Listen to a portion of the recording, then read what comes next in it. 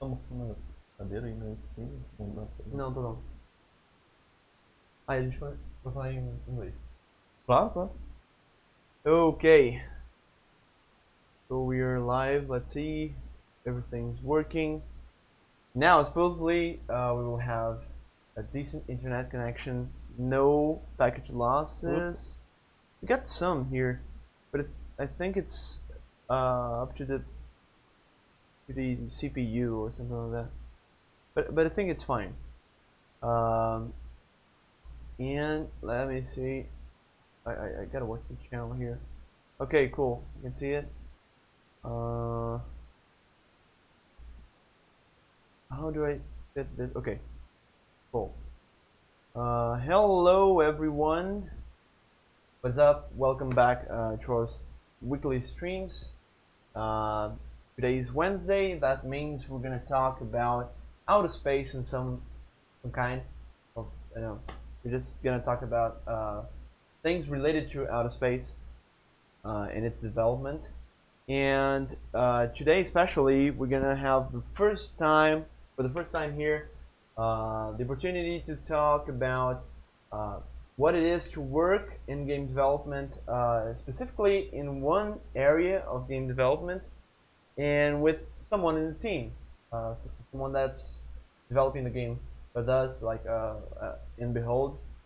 And today we have Bruno, Briseno, or do you prefer to call Bruno, himself? yeah, Yeah, this is just Bruno. Bruno. Yeah. He is, and well, I think it's better for you to present yourself. Hi everyone, my name is Bruno, and I've been with Behold Studios for around 6 years now, I think. Maybe, maybe more, I don't know. And I was actually solo student in university, and I'm an artist, but I was his student in a coding class, and I ended up meeting everyone, and my brother-in-law was from Behold as well on that time. And I was hired for the team to work on the game on a 3D game when they were finishing the Knights of Pen and Paper parts for PC and stuff. Mm. And the game I was called to work on was actually like the first idea that eventually became out of space. Like was they called dual core on the time, and then it ended up becoming Galax as well. It was supposed to be like a strategy slash shooter, twin stick shooter game, and but it did end up like not working at the time, and we decided to work on Chroma Squad, and that was my first game like with the team.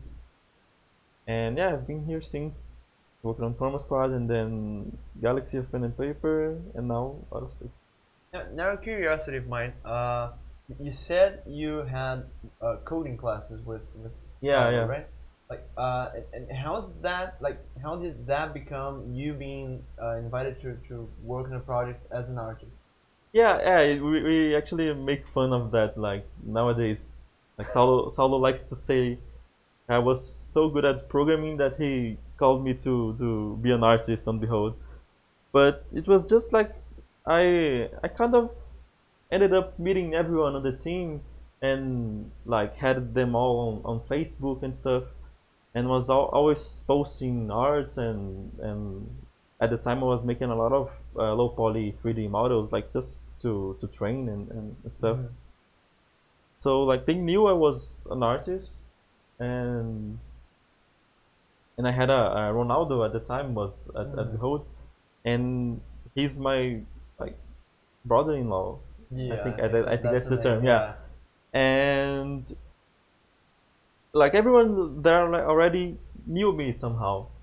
And when they needed an artist, especially a 3D artist, they thought of me because they knew I made like 3D stuff, and Mm. they knew mostly from like social media. They knew what I was working on and stuff.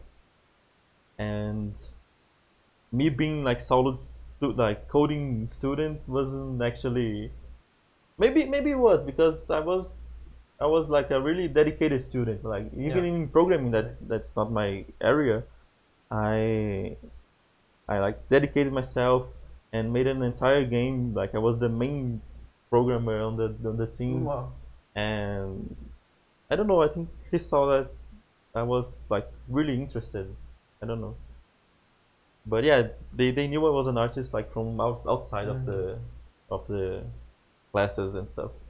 And you were taking coding classes because On university, I entered the game development graduation. so it was like complete, Yeah, it the had complete a package. bit of everything. Like it had art classes and game design and writing and coding, and I really liked it because I like every part of game design. Hmm. I like doing everything.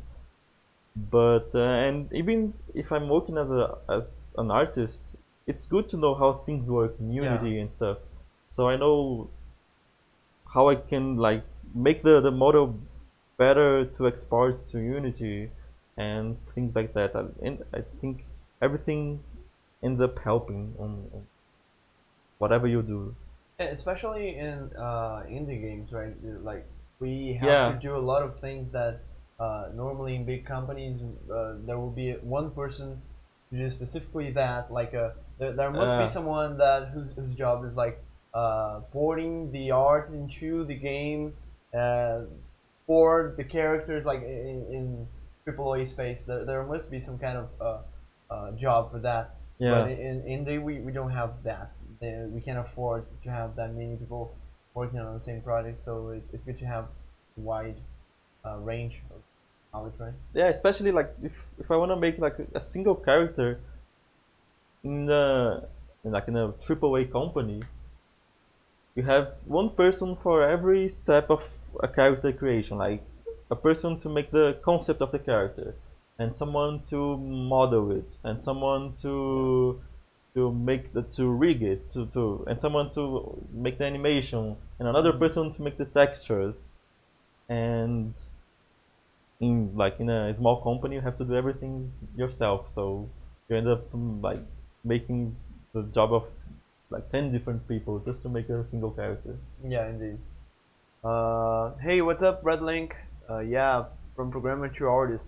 In a way, yeah. Yeah, I was actually I always was an artist, but like I Saulo met me through programming, so it's something like that. Yeah.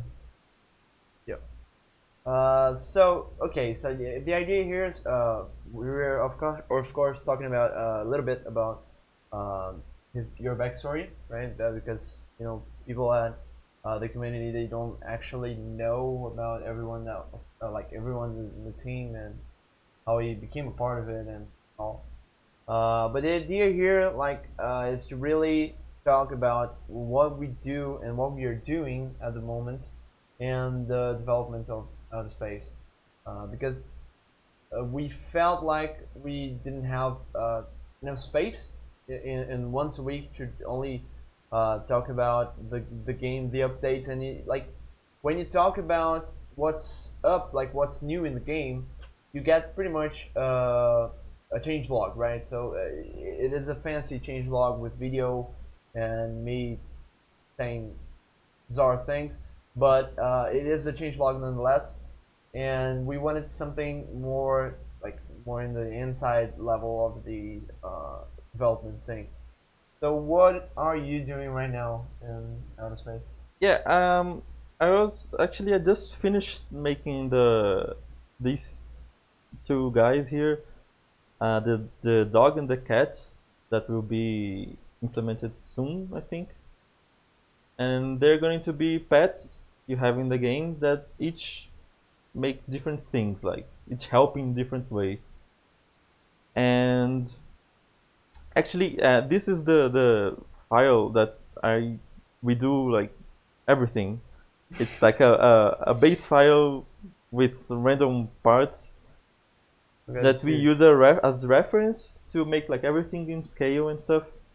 And I do the the base of everything I do here, and there's a lot of things that aren't in the game yet, like some different tables. I think this table is the one in the game, and the idea is to have like the variations and some plants. Here's some lights and coffee tables and stuff. So all the brainstorming happens there, basically. Yeah, I actually sometimes if it's like a simple item like a coffee table, I do directly here. But if it's something a little bit more complicated, first I do a sketch on Photoshop, and then I bring it here. Cool. And yeah, I just finished this too. That gave me a lot of work actually. The cat and the dog, and they have their little beds with a food thing and stuff. And yeah, this is the thing I just finished. And let me open just the dog. Show how much work it does. Yeah. So yeah, this is the dog. Like I said, like it's a lot of different steps to make a single character. That's the final version of it. That's the final version. Yeah, it's animated. It's like this tail, and it walks and stuff. And like, so yeah, first I just made I made some sketches in Photoshop first to make him, and then I brought to Maya and like just made a base mesh, but it's just like pulling vertex. Like you create a cube and you pull each vertex until it ends up looking like a dog. It does seem a lot of work. Yeah. There. And it have to be like creating new Yeah, angles and new. I generally do what they call box modeling. That you start with a cube, and then you keep dividing it, and you make it like you get closer to the final shape. You pull some vertex, then divide it again, and then divide it again. Yeah, I like this way because you go like little by little, like with bigger shapes, defining the bigger shapes of the model, and you don't have to like worry about a lot of vertex at the same time. Like you, yeah, it makes sense, because it scales like too fast. If we divide it here and here and here, we have like 3 times the vertex that we had before. So yeah, it's the number of vertex scales really quick. And just to explain to those who are watching, why is it that bad? Like, why do you want to keep the number of vertices low? Both to make it easier to work with. Like, if I have a cube, I only have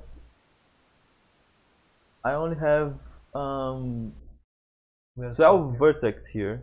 No, 8 vertex. I kind of screwed up. Just one second. Okay, we're back. Just I think the Discord's streaming, like the screen sharing is faster. Oh, okay. It's kind of. So if I have a cube, I have like 8 vertex, and if I make one single division, I already have 12. If I make another one, I have, I have not 12, but it scales because I have like 6 more with a single division. And if I do another division, I have 8 more, and it scales too fast, and it ends up like being harder to work with.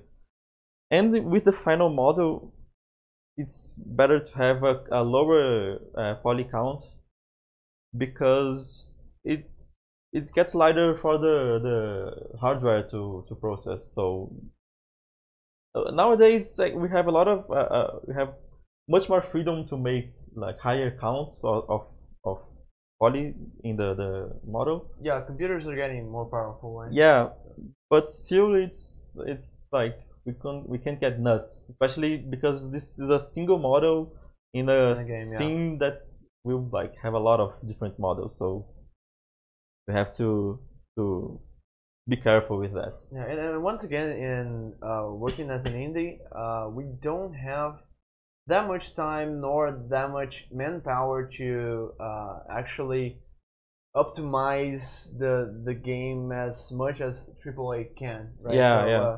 we have games, for example, like Overwatch that has a beautiful visuals and high poly count Yeah. models and all that kind of stuff that runs smoothly on slower computers. But they probably had a huge team working on that for a month, I don't know, just to make it that smooth, you know. Yeah. And we normally don't get that much time um, here, especially when we have a small team. For example, we have only 2 programmers. Maybe one more is coming the way, I don't know. But it's two programmers, optimizing everything they can in the game and in a certain time. So yeah, it's very important to have the artist, conscious on that process of creating the models in an optimized way, so they won't be too heavy for the game. Yeah. And so yeah, after I finished the base model, we open the UVs. That it's basically the 3D model like extended in a plane, like easier to show. Here's each piece of the character, and we open the 3D model like some kind of paper or stuff, and we paint the different parts. And I actually use this program called Substance Painter. Let me see if I find the dog here. This one. No, it's not this one. Yeah, it's this one. So this is a program that actually uh, enables us to paint directly on the 3D model. So it ends up like helping a lot. Yeah, I was about to ask, like, how do you manage to understand what you're painting, and to know how it would look in the model? Yeah, That's how. yeah. And this is like it's a really good program, and it's like kind of new in the industry. Like everybody's using it now. But before this program, we just like open the UVs and just paint it on Photoshop. Like I So, think I have the yeah, you had to paint it and then test it and repaint it and test it and repaint it and test it and do it all over again. This is actually the beds of the dog and cat, and yeah, we just opened on like a flat surface and painted it and had to check if it was alright and stuff. But with this, like I can paint here even if it's just the base, like the bed that was open. I painted just the base colors here. Like you see, I just made this, and then I went to Photoshop and made these little patterns of little bone patterns and fish patterns. Okay, so with the done UV. Yeah, I just made these little patterns on Photoshop because the base was already there. So this is things like this are easier to make on Photoshop. I see. Oh, that's cool. So yeah, we end up painting the texture this way, and then we have to rig and animate that. I think it's like one of the hardest parts. And what that is actually like just as an example. Like if this was the base mesh, and I want to animate this, I have to, like just in real life, I have to create a skeleton for it, which works exactly like a skeleton in real life, like, and we create a skeleton, and we place the bones here, They're really small. I don't know why, but these are the bones. Like if I do no stop here. These are the bones. Like we make Okay. the entire skeleton of the model, and like to make a dog, I had to actually research like how is the dog skeleton, where is each joint placed and stuff. That's because it changes the way it moves. Yeah. Like let me see if I can get the dog skeleton here. It's not like totally realistic, the skeleton, just the things we need to make a believable movement. But yeah, here's each joint, each part of its skeleton, and this is what they call like this is the main skeleton of the model, and the rigging process is both like making this skeleton and combining it with the mesh, with the actual model. So like this is the model and this is the skeleton, and then we get the two and we make something that's called bind skin, or just skinning. Okay. And now when I move the skeleton, it won't work because I don't know why. Was supposed to work. Yeah, it was supposed to. Maybe it's given an error. Yeah. Selected what? Let me just go back a little bit. Yeah, this is what's supposed to work. Oh, okay. But I don't think this one is working. But yeah, so we do this skinning that they call, and we have to also like each joint of the skeleton has to influence certain vertex, so the thing moves in the way we want. Like it's something like that. And if I come here, I can just no, it's I think I did something wrong, but let me just see if I can get this to work. Red Link here saying that he's trying to watch the stream and translate GOP. He's trying to make a translation with the really? Yeah, with the new like an in-task community translation tool, and he's translating it to Portuguese. You know? Oh, that's cool. Yeah. PT. So, but he's saying that he's trying to do that before he gets too old to do it, because eventually you will. It's a lot of words. But I think it won't take that long. I think you'll still have some time to live your life and be happy after you finish it. Yeah. But anyway. So yeah, this is what it was supposed to do. Like this joint moves everything, and this one moves just this part.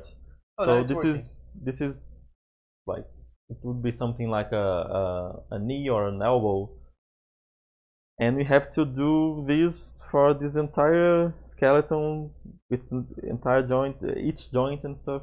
There's a lot of work. Yeah, and then we end up like we make these things called controllers, which are objects that we use to move the actual skeleton, to make it a bit easier. And then we animate, and like this dog is already rigged and stuff, so each controller is working as it should. Yeah, you can even configure like this controller won't move if that one will, or things like that, right? Yeah, we have to make like a certain hierarchy of controllers. Like this one moves the paw, and this one moves the entire leg. But this is also the leg has also to move the paw, but this one won't move this one. So it's stuff like that. Yeah, and yeah, it's like talking really vaguely, it's basically this to make a character. And yeah, then you have to actually animate. Yeah, and you actually create bones for things that are not the body of the character, right? For example, Yeah, you have the collar yeah, the there. color. I also made a controller here to make it move a little bit when it's walking, even though it's. I don't think it's ever going to show on On the the game actual itself, game. yeah. But yeah, we can make this. Okay, people. So if you ever play Outer Space and you get to have a dog there, remember that this collar thing is moving. It's moving, yeah. Even though you're not seeing it, but it is. Yeah. Because maybe in reasons, cutscenes, yeah. I don't know. And then we have to go. Let me do something here. So if we want to, oh yeah, it's actually doing something else. If I want to animate this like this simple animation, I think it's the idle. Yeah, it's the idle animation. It's just like a simple tail wag. It's one of the easier animations to make. Like I just make a very subtle movement of the body, and mainly animate the tail. But if it's like a more complex animation, like if it's uh, if it's walking, then you have to like make each placement of the paw. And I watched like a ton of different videos on dogs walking to like understand how they walk, when they lift each leg and stuff, the placement of the legs, the movement of the legs. So yeah, it's basically it's a lot of work. That's like to sum it up, it's a lot of work, but I really enjoy doing it, especially animating. I think it's what I like the most. Oh, that's cool. Red Line saying here that you don't need to worry because stream or recording anything, it always gets something wrong. Yeah, One yeah. time we weren't able to move that thing. So. Yeah. Anyway, yeah, it does look cool. Yeah, this is the entire rock. Like the game. Let me delete this. Yeah, so basically, references they are part of the job. From the start of the modeling, till boning, till creating the bones, Yeah, creating the bones, and even in animation itself. Yeah, like especially things we don't do often. Even things you do a lot of time, like if I'm making a human character. Like it's good to look at references, because like it's impossible to remember things exactly like they are. Like, so reference is a big part of making anything. And if we're making something that's going to be animated, we have to take that into account from the beginning. Like I'm making this dog, and I know it's going to be animated. I have to take extra care to actually model it in a way that it's going to deform in the way we want, and make like extra vertices to like have some bend to it, because the model it bends everywhere where there are vertex. So we have to place them correctly, because otherwise it's going to just deform in a way we don't want.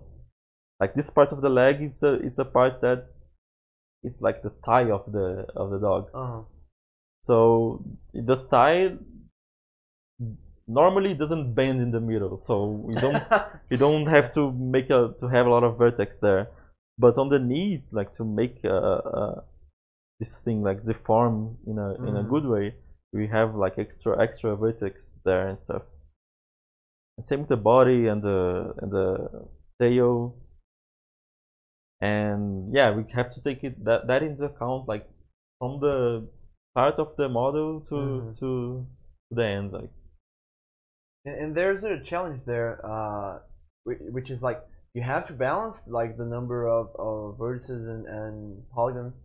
Uh, with you have to optimize it all, but you also can't leave too low vertices, like the number too low, Yeah, because that's how you get those odd like breaking sensation there yeah, on yeah. movement. Like the cylinder is a really good example because it simulates a lot of bending that we actually see on anything, any organic thing at least.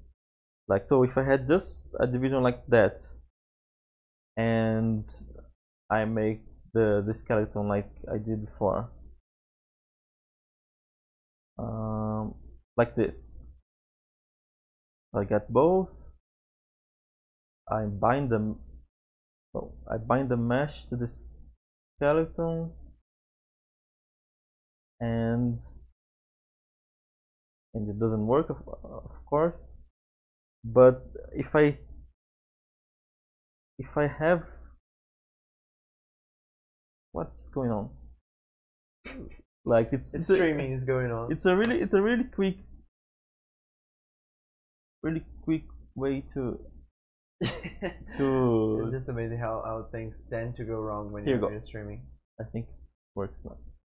Okay. Yeah, so yeah, if I have just a single division on the cylinder, it's going to deform like this. Like, Oh yeah, it's like the it gets so weird. It yeah, changes its volume, right? yeah.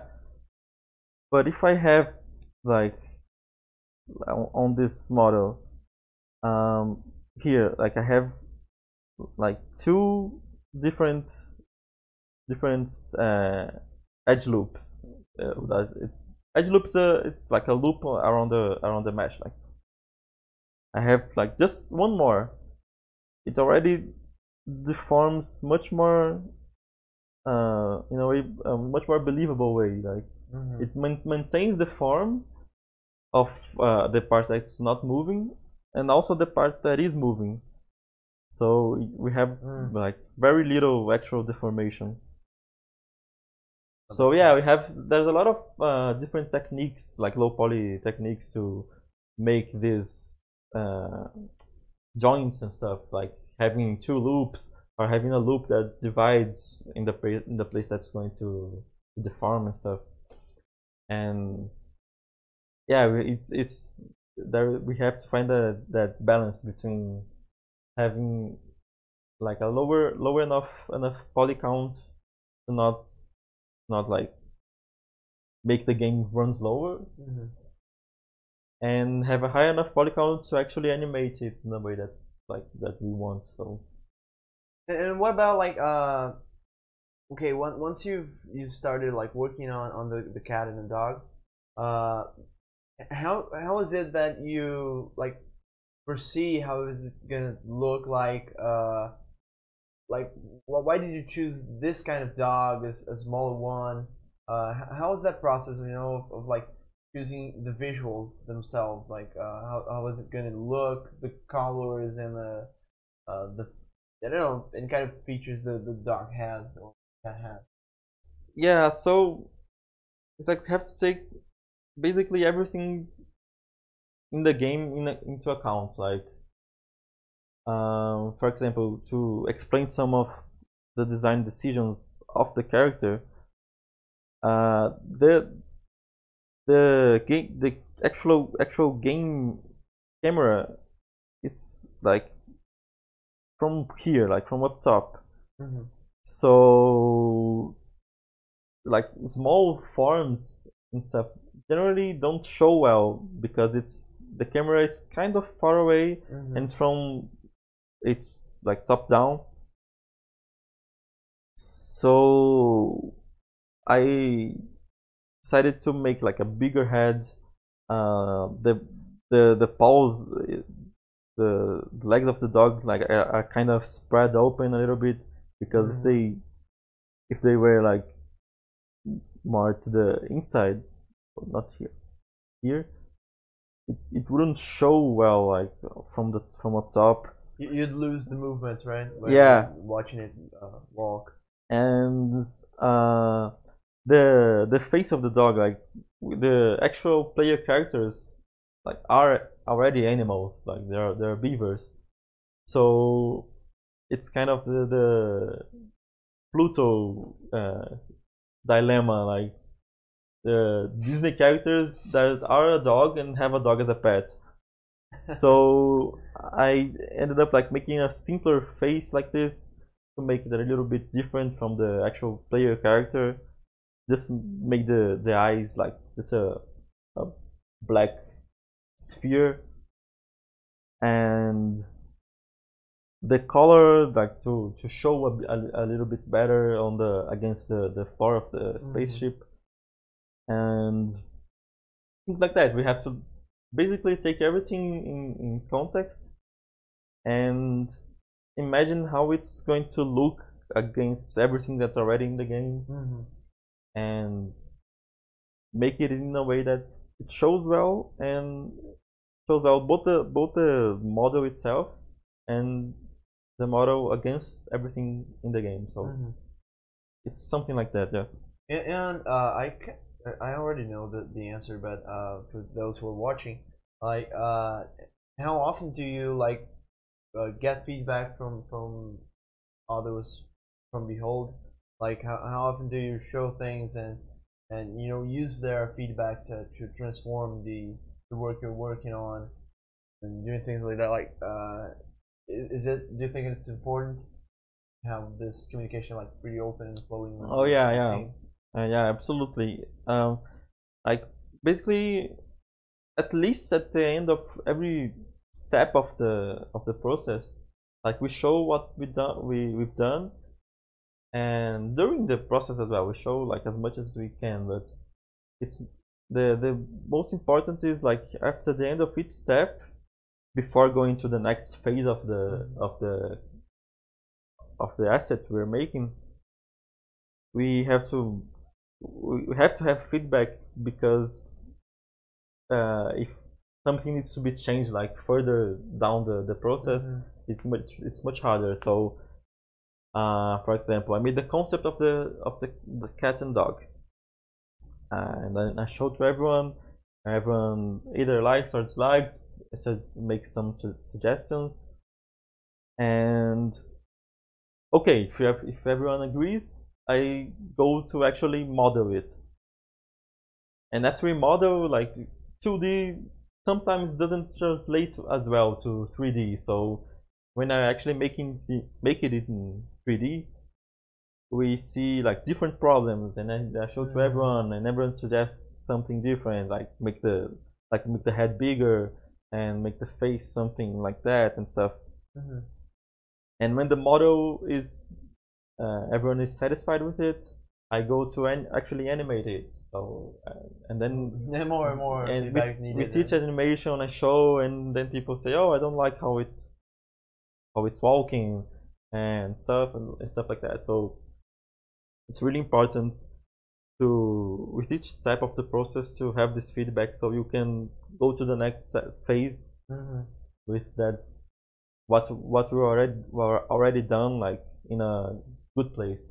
Yeah, we suffer a lot with reworking, right? Like in game development in general, I think we often have to like throw ideas that we were working on the trash and start over again. Yeah, because, yeah. I don't know, something has changed in the game, the situation has changed, or the vision of the game changed in a way.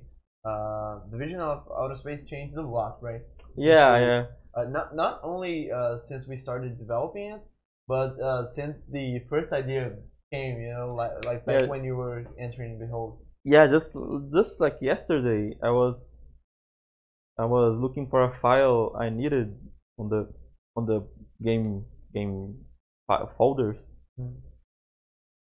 and then I saw some items that were before, like handgun and Yeah, and submachine gun. Like there were actual guns in the game. grenades. Grenade, yeah. Been thrown at home. And for a good while, like the game was going to have things like that, Yeah, until we got together and decided, like, what if we actually just removed the entire combat of the game, and at the time it was like a kind of weird idea, but nowadays like It's natural, right? it's natural, and it's really funny to remember that and think that at some point the game had actual guns. Yeah. It's crazy, and we actually made those guns and made animations for the characters shooting those guns, Exactly. and we simply discarded them because it doesn't fit the game anymore. And so rework is kind of part of the job in Yeah. a way, but we have to avoid them, like avoid it as much as we can. Right? Yeah, and the way we work in general is it's a really natural and like organic way. So we have some ideas, we have a plan for the game, and if some things aren't working, and some things are like kind of going against the idea we have for the game, we simply throw them away and have new ideas and test them. And if they're not working, we throw them away as well. And the main thing is like having an idea for the spirit of the game and trying to achieve that. Like I think it's the main thing we keep in mind. So there's always a lot of things that doesn't go in the final product, but it's part of the job, I think. Yeah, this one how sometimes like we have something in mind, like we know the core of the game is something, but we keep on like working and chatting and having new ideas, and once you see it, we're working on something that has nothing to do with the core. Sometimes that happens. Yeah. And it's pretty natural, and I think it's kind of good in a way that I think when we understand that something is not coinciding, like something is not going in the direction that we want. Every time we see that, and we get like put a step back, like we go a step back, we kind of revisit and reinforce what we understand as the core concept, right? Yeah. So I think it's part of it, and it's good in a certain way. Yeah. It's like some guy said on Twitter, like making games is a miracle. Like I still don't know how they're made. Like Exactly. you have an idea for the game, and then we have to like make it through somehow. Like it's crazy because to get to that idea, we have to make a lot of decisions that are impossible to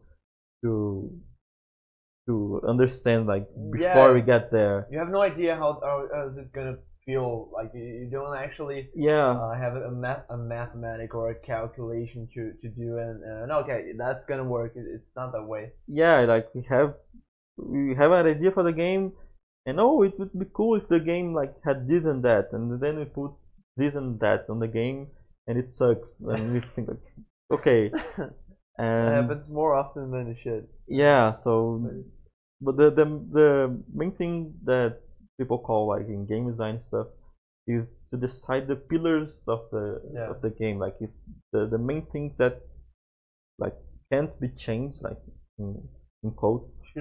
Shouldn't be changed, but they always can be changed. Yeah. And for this game, one of the main things are like this feeling of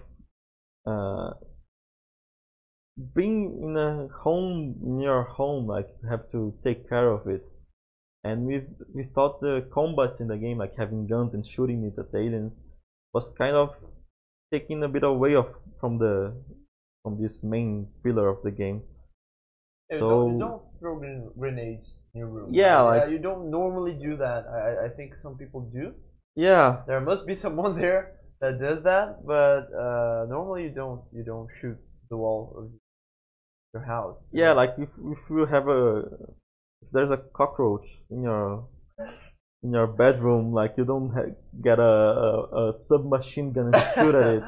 It must be unless it's a big cockroach. Yeah, it can't be a huge cockroach, but even if you have a rat-sized cockroach, you don't shoot it with a submachine gun. No, I don't know. So so there's a lot of different things like that. There's an exercise in game design that people say, so your game is going to have doors, And even the decision of making a door in a game brings a lot of questions that you can't anticipate. Yeah. Like, is the door going to open or close? If it's not going to open, how are you going to communicate it to the character? Is it unlockable? Does it have keys? Does it have a loading screen if you open it? Like a lot Yeah. of different, like in a game, you have to answer a lot of different questions for each tiny decision you make in a game. So Games are huge normally, right? Like yeah, even small games on the surface, they have that level of depth in everything they bring, you know. And sometimes more elegant and with fewer content or features, the features that they have, they are normally pretty deep or pretty connected to each other. So yeah, it's hard as hell to make. Anyway. yeah. Oh, and Redlink's asking again. Well, if the dog will have a sit down animation, will, right? Yeah, it actually has. Let me see if I can find it here. It's not sitting down, but it's lying on the, like. There's a rest animation. Yeah, there's a rest. Dude. So it will be like laying down on its little bed. I don't know where it actually ends. I think it's here. No, but yeah, it's going to have this animation. It's not sitting down yet, but I think it will have a sit down animation. I don't know. So yeah, it's also something we always have Yeah. to think about. Like, I'm going to make a character and animate it. So what will the character actually do? Because that influences like everything, like how we model the character, how we animate the character. So I made a rig for the things it will need in the game, like. And if I want to make the character, the dog, like hold a sword or something, it won't be able to because it wasn't anticipated. So I'd have to have a different rig for the hands to close and stuff and something like that. Yeah, I remember we having that conversation about like what would the dog and the cat do, and I do recall we asked ourselves about like what would he do while standing still, you know, like between those the behaviors he will have, and we pretty much focused on like getting the dog to do the most important things that he needed to. So he needed to rest in some way in his bed. He Yeah, needed to walk. He needed to stand still, and he needed to bark. Is that it? yeah, he barks as well. Yeah, Yeah. So that was like the MVP for the feature of the dog. yeah. Like if I know the dog is going to bark, I have to actually make its mouth. So if it wouldn't bark, I wouldn't make the Yeah. entire mouth of the dog. Like even if the camera, it's also another thing we have to take in consideration. Like the camera of the game is like from up here, so you will hardly see the dog opening its mouth. But sometimes, depending on the place of the dog in the screen, you can see it. So if I know that the dog is going to bark, I actually made a mouth, like a really simple mouth with some canine teeth on the tongue and stuff. And it's one of those things that we have to know beforehand to make the character like from the beginning with everything it's going to actually need to do in the game. So it's stuff like that. Like I said, like if it wouldn't bark, I wouldn't need to make an Yeah. entire mouth. I just would make a simpler mouth and stuff. And there's a weird level of the perception of the player while playing the game. That some animation you don't actually need to see them to feel them, you know. So I Yeah, think Bark has a little bit of that. Like you might not see it completely, but the little you see it, it makes you feel like the dog is barking. So it's important to have it done that way. yeah. Let me see if I can. I don't know where the bark animation in here. It's like Okay. yeah, it's something like here. So it's also another thing like because of the way the game is like the camera of the top down camera kind of distant. We have to exaggerate every animation. So I can't make like a dog barking like a real dog. Like I have to actually exaggerate everything on the animation, so we can actually see from the top down camera. So the bark is like it's really accentuated. Like the head Yeah, all the movement, right? goes up a lot, and the mouth like opens maybe more than it should, but we do that so we can actually see it happening in the game. So yeah, it's things like the perspective of the game like influences a lot of the arts as well. Yeah. And the animation stuff. Yeah, that's basically why it's given Bruno a hell of a job, you know, to Yeah, actually and it's start and finish this thing. and this is the hardest part of working in 3D, like make the model and rig it and animate it. Like it's a very uh, it's very hard work, but it's also more versatile in some ways. Like now that it's already rigged, like I can animate really quickly. If it was like a 2D character, I had to draw everything from scratch and stuff. So each has its pros and its cons. Sure. So well, yeah, I think we got it covered. That's pretty much what's been going on with Bruno's work here at Outer Space, and we want to have the dog and the cat soon in the game. I believe it won't take that long. Uh, and I really wish to see that soon because I'm kind of excited to see how that's gonna change the mood of the game, especially by playing solo. You know, Yeah, yeah. like It's having some kind of company in a way. yeah, and it also helps with the feeling of having an actual home and stuff. Yeah. And it's one of the main things like having a pet like really helps making a house feel like your home. And there's also the cat option for if which one you prefer and stuff. So each one actually do different things. Like the dog barks at an alien and stuns it, and the cat actually attacks it and brings it to you. I think something like that. Yeah. So we kind of make like different behaviors depending of the animal as well. So yeah, it's to be like good help for if you are playing solo or with friends. It's going to be a nice addition to your game. Yeah, definitely. Gonna change a lot of it. So yeah, well, I think it's we've talked enough here. Is the idea is like to have a quick coverage of the what someone's working on in the team, and to get you closer to the development in general. Um, I may not have made it clear, but if you have any questions, you can ask us, okay, in the chat and participate like Red Link does all the time because Red Link is cool as hell. But you can you can ask us anything, and even like now that we are finishing the stream, if you want to ask us anything, you can ask us in the Discord server.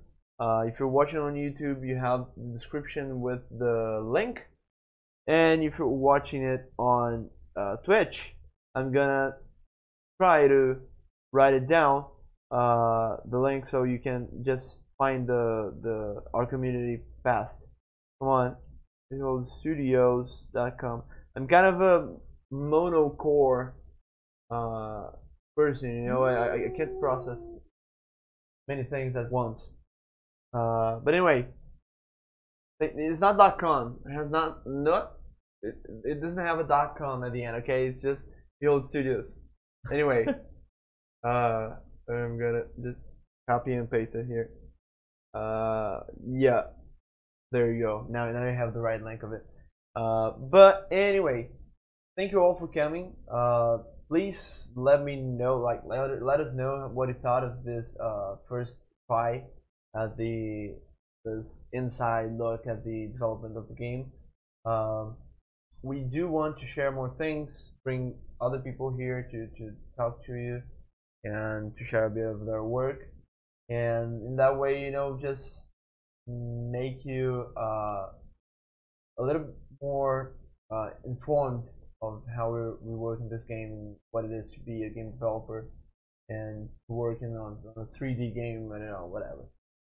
So thank you for coming. Don't forget to ask us anything you want. And I think I gotta start saying this. Like, if you're not subscribed on the on the YouTube channel, you can do it. And if you wanna, just watch other dev related things, and see how we are working on our game, you can follow us on Twitch as well. So yeah, there you go. Thank you all for coming, and bye bye. I see you all later. Bye bye.